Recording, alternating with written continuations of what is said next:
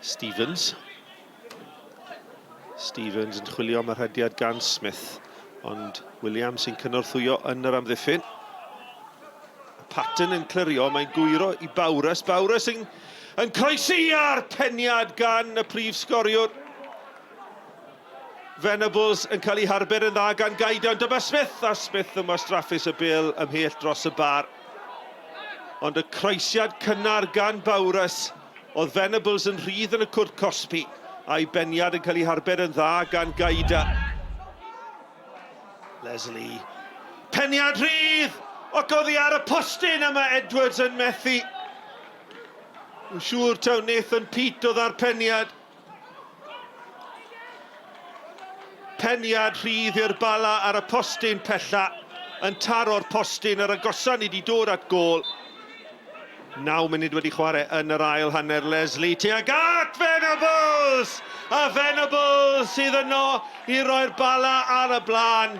Oedd ansawdd y bêl yn berffeth, o neb wrth gyfil Chris Venables. Southern dan bwysau, mae'r bêl dal gyda fe. Trwy'r coesau, Southern yn croesi'n isiel. Rhys, ond yna, dyma Leslie! A'r cyffyrddiad ola, mae Venables i dyblu mantais. Y Bala, 2 gôl mewn 2 funud i Chris Venables. A'r ergyd isiel gan Stephen Leslie yn gwyro oddi ar y gôl geidwad i lwybr Venables. Leslie ar y drod chwith yna, peniad rhydd, a mae'n hat-trick i Chris Venables. Wel, ble yn y byd oedd amddiffyn yr adar gleision.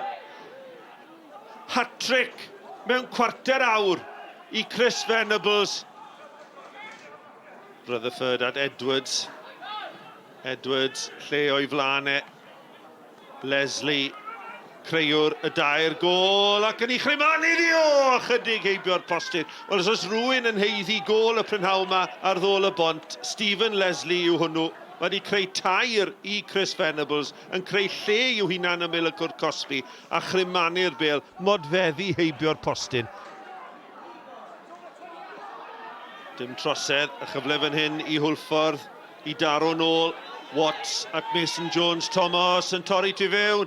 Eto ergyd, hyfryd gan Mason Jones-Thomas. Ymysodwr gorau Hwlffordd ar y dydd.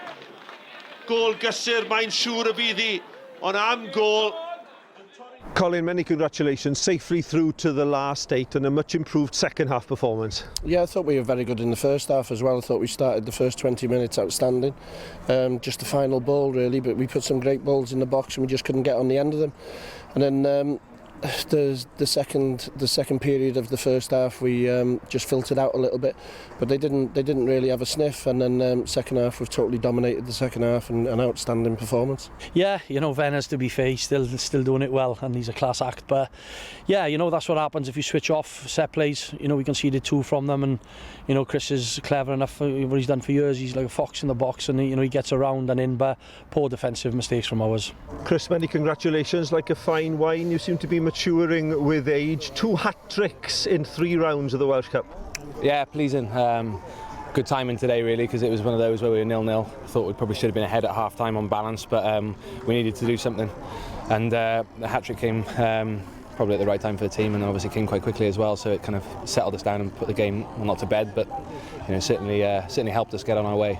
And one look at the table means that next week's clash against Cefn Druids here is a huge game. Oh, it's a must-win game. It's a must game. You know, we know that. We know that within the changing room. We know that as a club. And again, you know, we'll have players back for it. We'll train and prepare in the week as we do, and we'll be ready for that next Saturday. Really ready.